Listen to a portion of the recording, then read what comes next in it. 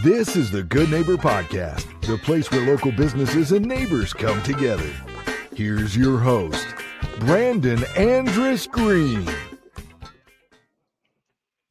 Welcome to the Good Neighbor Podcast Live. Are you interested in hearing from a longtime Tulsa detective who has worked everything from patrol to homicide and now uses his voice to spotlight real stories? Well, one may be closer than you think. Today, I have the pleasure of introducing your good neighbor, Detective Jason White, with Into the Fire with Jason White. Hey, Jason, how's it going? Good, Brandon. Appreciate you. Thank you for having me on the show. Oh, you're so welcome. I'm super excited to learn all about you and your law enforcement career and Into the Fire, and really some of these lessons that you've carried from police work into public speaking and podcasting. Can you tell us a little bit about your journey in law enforcement and what led you into detective work in the first place? Well, as a young kid, I basically grew up in Los Angeles, and I grew up very close to Sharon Tate's house from the Manson murders. And that was kind of my first exposure to the world of homicide, so to speak. I can remember going up to that house when I was a kid, seeing the corner of it, sneaking peeks in the book Helter Skelter. Now, that book hadn't been out for very long. And then, of course, the Hillside Stranglers, who were Angelo Bono and Kenneth Bianchi, they ended up killing 10 women in 4 months in Los Angeles. So, of course, that was a palpable fear that gripped the city of Los Angeles during that period of time in 1977. And from that, I can remember at age 6 that I wanted to, I was like, I want to be a homicide detective. That's what I want to do. And so that just kind of stuck with me through life. And of course, I got sidetracked in the medical field, etc.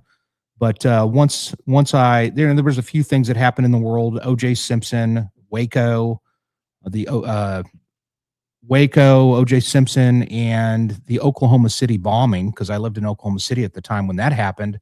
And that's actually when I was like, I need to get back on track and go after my dream. And even though there was no guarantee, and that's how I ended up.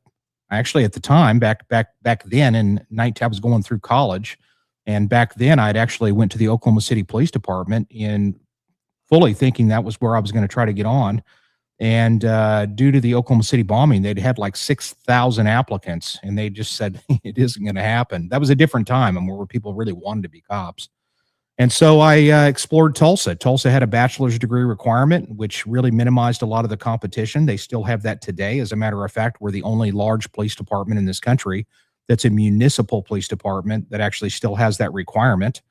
And I got hired here with no guarantee that I would ever I took a cut in pay from being a surgical tech in heart surgery to come up here, and I sold my house to live in a really old mobile home.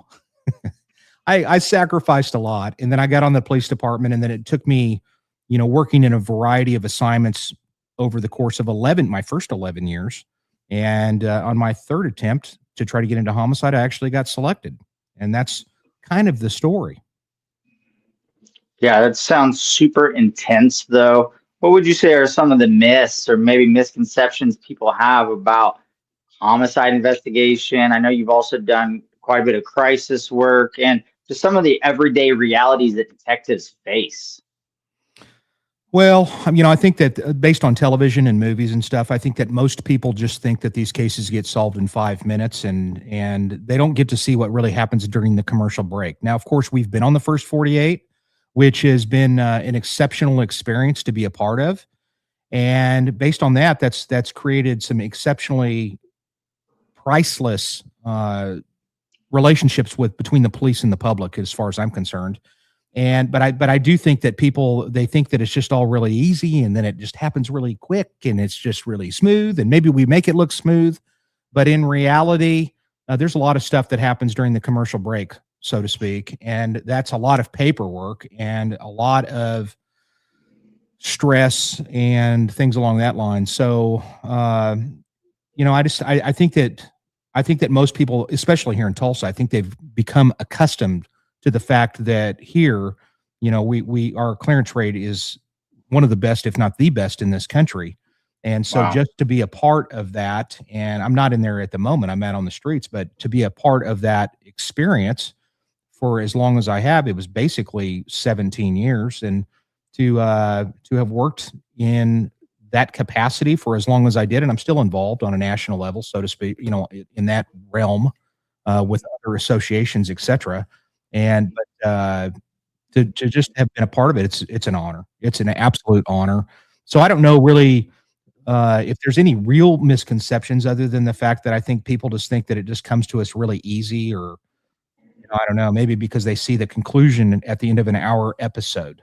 And some of these cases are really extensive, and there's a lot of work and a lot of delays, and we have to wait sometimes in some of this, in the social media world that we live in, which is a big part of our world, is that sometimes we have to wait over a month to try to get some of that data, and while we're working on other things. So that's just one of the things, or that maybe it's easy to get to, and it's not. It's a very, very coveted position. I think that less than 1% of all police officers that work in law enforcement, and I'm talking about in agencies where they would have a homicide unit or a death investigation unit, about 1% or less actually get the opportunity to work in that capacity. So it's really a select group of people. Will you tell me a little bit about Into the Fire? Well, Into the Fire is my podcast, and you can catch it on my Detective Jason White YouTube page, or sometimes I live feed it on my Detective Jason White Facebook page. And this was something that came up quite a while back. I mean, it was before actually you would see us on TV. We started on television on the First 48 we started filming July of 2014. My case was the very first case. And before that, the guy that I used to run around with a lot by the name of Ronnie Leatherman, he was a detective. We used to talk about it.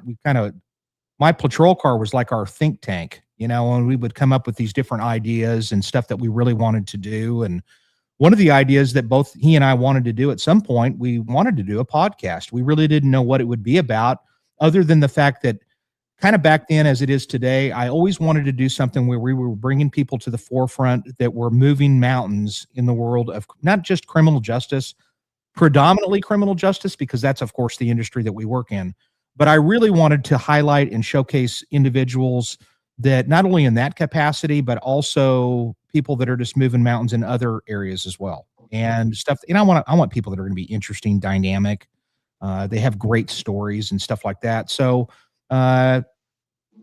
that was the idea. And then, of course, nothing ever happened with it for a long, long time. And ultimately, what ended up happening from there is that, of course, due to the fact that I had been on TV for, many, many episodes, I think I've got the second most episodes of any detective on the show, maybe even the most actual cases that have been profiled on the entire show. But because of that, and I'm out there, I teach a lot. I'm very accessible. And, I've been asked to be the guest on many a podcast over the years. And so because of that, I happened to be a guest on a particular show that was out of New York, and it was called I Detective. And while being on that show, I thought it was horrible. I thought my audio was terrible, but they were like, "Oh, this is great. You were fantastic." And I'd been on many before this, but the way they had their show set up, it was really impressive. And they had different segments and just music, and it was really cool. It was really set up nice. And so I was, man, this is really neat. And so towards the end, I thought, man, my audio was just in and out. It wasn't very good. And they were like, "Oh, well, this was great. We're going to have you back. Matter of fact, we might even have you be a guest host." And I'm thinking in my mind, I'm like, I'm saying, "Oh, that's great." And then in my mind, I'm like, yeah, I'm never going to hear from these guys again. And it turned out that actually they had reached out to me and said, probably about 5 or 6 months later, I hadn't heard from him throughout that period of time. And about 5 or 6 months later, they invited me. They wanted to have me have my own show. And they were like, we want you. We think you'd be great. And I said, well, what about having somebody else? They said, we don't care. That's up to you. If you want to invite somebody else to be on there as your co-host, that's on you. But we don't care about that. We just want you. But you can do whatever you want. And I just felt at the time it was logical to pick kind of my running buddy, my wingman, which was Ronnie Leatherman. Since we had experienced that, we talked about it many years previous, I thought that would be the right thing to do. And so we did, and we started it off and we did that. And I'm still learning to this day. I wouldn't say that my show has necessarily changed much. I've had exceptional guests throughout, but Ronnie did stick around for 29 episodes. I think he was on 28. He was on 28 of the first 29. No, yeah, the first 29 episodes, he was on 28 as a co-host. And then he had a different position as far as a job, and he couldn't really dedicate the time for it anymore. And so I went out on my own. And I just had, actually, last Friday, I had my 100th episode. Wow. I know. Hey, listen, I love it. And I've got like 6 weeks already booked out already. So that's good. And I've got some great guests and so forth. And it's fun for me. What it is for me, honestly, it's not about, it's a healthy hobby. And I like talking about what it is that we do. But really, my show is not about us. It's more about the guest. That's kind of the key. And I tell them that. I said, hey, this show is about you. So if you want to go this way or that way, we'll go with you. So it's been a fun experience, and I've got a great loyal following that are throughout the world. Honestly, I've got people that watch from Australia, throughout Europe, and you name the place, and there's likely a viewer from there. Wow. And so you're also a public speaker? Yeah, I speak a lot. I've been teaching since 1989. Honestly, I when I started in the burn center, I started as somebody that in 1988. I started in the burn center there in Oklahoma City, and I used to do dressing changes and debridements and stuff like that. And I would say that's probably my first time to do public speaking, and that was when I would go back to my high school, and they asked me to come back and speak at the anatomy physiology classes, and I would start speaking there. And I've been speaking ever since. If I could, I just enjoy getting up in front of rooms and talking about what it is that we do. I'm excited about, if it's something I want to talk about. And for the last 12 years or so, probably 12 or 13 years, and I've had other jobs like crisis negotiator, where we used to do a lot of teaching at the academy for active listening skills and stuff like that. And about 12 or 13 years, I've been speaking across the country. And so I've probably been to, I think throughout this next year through 2027, just to the ones that I have booked right now. I just got one yesterday, which is going to be Alabama, which I love that. Anytime I can put a check mark on a state I've never been to, that's exciting for me. But I think so far will have spoken in 27 states and close to probably over 70 cities. I speak a motherload. So that's what I do. And I talk about all kinds of different things. And I would say it's kind of a cross between motivational speaking as well as educational and inspiring, just trying to inspire people to do more and to be better officers or people or whatever. It doesn't really matter. But of course, it focuses on what we do here in the police world. Is there something that you've really learned from the police world, or maybe even the human side of law enforcement, the work you do, that you can share with our listeners? Well, I mean, there's something that I always talk about when I'm speaking. I mention it towards the end of, as far as what I've learned about just dealing with people and law enforcement in general. I mean, I think that, first of all, they're a tough audience to talk to because they're very, very, they get bored quick, and they're going to be able to detect whether or not you are full of it or not. Honestly, I mean, they're going to be able to read you pretty quick. And if you're somebody that's getting up there and you're speaking on some things that you really don't probably know about, they're going to see it. And so you better be on your A game. And if you are, I can tell you, it's helped being on TV, of course. I mean, that I'm already known in many of these. I've already been seen, at least. They kind of know me already. It's kind of funny when I first get there. It's like I'm the new kid in school every single time. Nobody really talks to you. They don't really say much. And then after you speak, then it's like you're their brother from another mother. You know what I mean? And it's really great. And then you get all that networking and stuff. It's great. But what I have learned about the things that I tell people, when you asked that, I think that the things that I tell people, and I hope that if they get nothing else from when I'm speaking, I want them to really remember this, and that is treating people right. When I got into this business, my dad, who was a highway patrolman in California, there was 2 pieces of advice that he gave me that I always love to tell people when I'm closing at the end. And the first thing is to just keep your mouth shut. Listen to people. I mean, when you go to a new position, listen to those that have been there before you, and it's okay to ask questions, but don't go in there as a know-it-all. You need to ask, and you need to try to absorb what they've got to say like a sponge. But more important than that, and the thing that I really, really like talking about, and I've told this to my nephew, and I've mentioned it to basically every class I've spoken in many, many years. And I tell people that your badge should be the same size that it was the day they issued it to you, not 5 sizes too big. And I mean, I just made an arrest of a guy today, and I mean, this guy's life is, his future is probably, if it's not prison, I would be shocked. Okay. And so, it's just treating people right. I mean, having a conversation with people, trying to put people at ease, and not being, I mean, believe me, cops are like toys in a Cracker Jacks box. We're all different, but there's no need to rub it in or to make them feel any worse than they already are, and just treating people right. And I think that if people can try to do that, I think that police officers will get a lot further in the community and so forth. You're not going to get very far if you're not an effective communicator. And that's the number one skill that we have as a law enforcement officer, is your ability to communicate. And so that's something that is a craft that you have to continually build upon and practice and so forth. And that's probably what comes to mind when you ask that question. And will you list out for our listeners one more time your website and YouTube channel? I want to make sure that our listeners are able to learn more about you and follow your work. Absolutely. I appreciate that. It's easy. You just go to YouTube, type in Detective Jason White, and you'll see my good looking face there, and click on it. And you click on it, and basically I've got 100. I've not only got 100 episodes on there, but I basically, in addition to that, I also have a lot of playlists that have extra content that may be a part of a guest that I may have had. Just for instance, 6 Degrees of Helter Skelter is on there. There's a crime scene video in reference to the Wonderland murders that's on there. Stuff that I found interesting that I wanted to share with the people that come on there.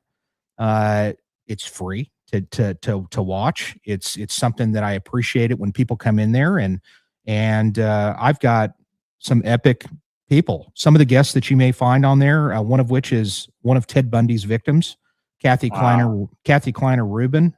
She was nearly beat to death in the Chi Omega sorority house. I have some infamous detectives. I'm talking legends in the world of homicide, as well as other disciplines like crime scene and stuff like that are just extraordinary detectives. I've got just attorneys. I even have an inmate from prison that I met, actually, that just I was really moved by, and she's on there as well. And there's another guy that I want to at least mention. He's kind of I have some favorites, of course, not to mention Scott Michaels, who does a lot. He's like the authority of homicide in Hollywood. I mean, he is just an absolute wealth of knowledge. I love him. But one guy that basically was a highway patrolman in California, Kevin Briggs, and he is known as the guardian of the Golden Gate. And he's retired now, but he is credited with talking off over 200 people from jumping off of the Golden Gate Bridge, because it happened to be in his beat. And this is a guy that started out with no formal training, but he kind of got thrown into it, and he got some training along the way after that. But initially he did not. And just the fact that he was able to save as many lives as he was, or at least encourage people to come over that bridge, that railing, is pretty extraordinary. So it's people like that really, I want to introduce people like this that most of your run-of-the-mill people really wouldn't know. They wouldn't know them by name, and they need to. They need to know these types of people, and so forth. That's good. And then the other sites that I've got, of course, I've got a TikTok page, and I think that's Detective Jason White. And then I have Instagram, and I have Facebook. And Facebook, I interact with everybody that, if people send me questions, if they send me questions, I try to interact with every single one of them. It takes time, but I literally will take the time, and I try to interact with virtually everybody. And the only really disclaimer is no wackos allowed. I've had a couple of those that I've had to boot off. It's pretty rare, but every now and again, you'll get somebody that comes on there that's not quite nice. But for the most part, everybody that comes in there, it's just a good time, and it's stuff to interact with a police officer. They can ask anything. I get messages sometimes about different cases and